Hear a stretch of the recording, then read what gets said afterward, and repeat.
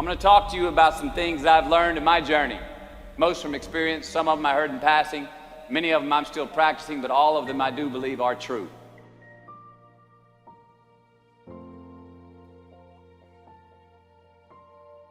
Life is not easy. It is not. Don't try to make it that way. Life's not fair. It never was. It isn't now, and it won't ever be. Do not fall into the trap, the entitlement trap, of feeling like you're a victim. You are not. Get over it and get on with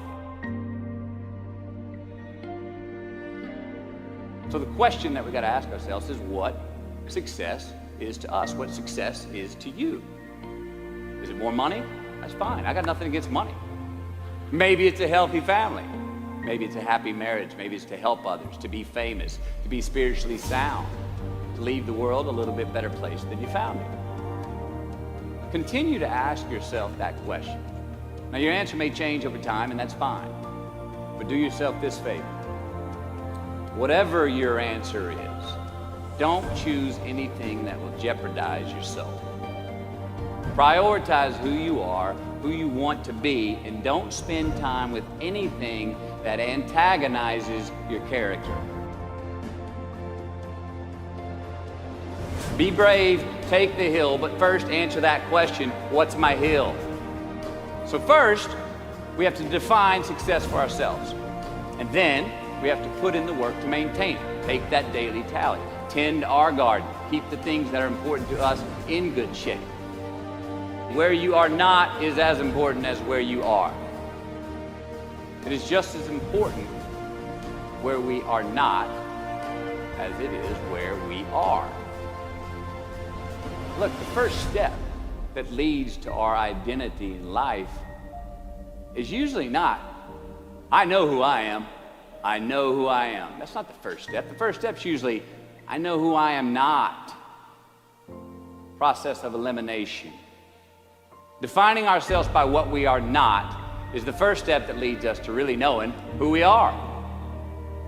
You know that group of friends that you hang out with that they really might not bring out the best in you?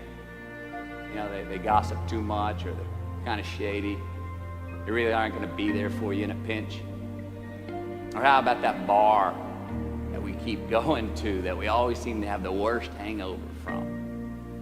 Or that computer screen, right? The computer screen that keeps giving us an excuse not to get out of the house and engage with the world and get some real human interaction. Or how about that food that we keep eating? Stuff that tastes so good going down, it makes us feel like crap the next week. We feel lethargic and we keep putting on weight. Well, those people, those places, those things, stop giving them your time and energy. Just don't go there. I mean, put them down. And when you do this, when you do put them down, when you quit going there, when you quit giving them your time, you inadvertently find yourself spending more time and in more places that are healthy for you, that bring you more joy. Why?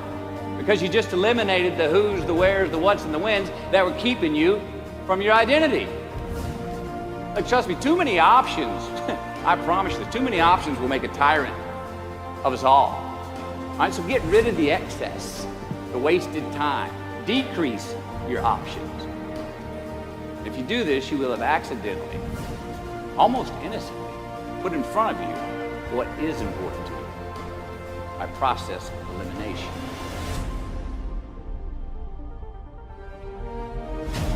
Knowing who we are is hard. It's hard. Give yourself a break. Eliminate who you are not first. You're going to find yourself where you need to be. Instead of creating outcomes that take from us, let's create more outcomes that pay us back, fill us up, keep your fire lit, turn you on for the most amount of time in your future. We try our best, we don't always do our best. Well, architecture is a verb as well. And since we are the architects of our own lives, let's study the habits, the practices, the routines that we have that lead to and feed our success, our joy, our honest pain, our laughter, our earned tears. Let's dissect that and give thanks for those things.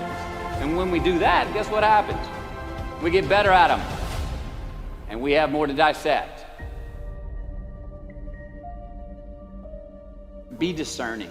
Choose it because you want it. Do it because you want to.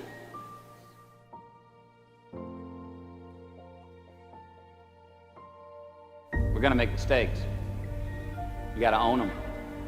Then you got to make amends. And then you got to move on. Guilt and regret kills many a man before their time. So turn the page, get off the ride. You are the author of the book of your life.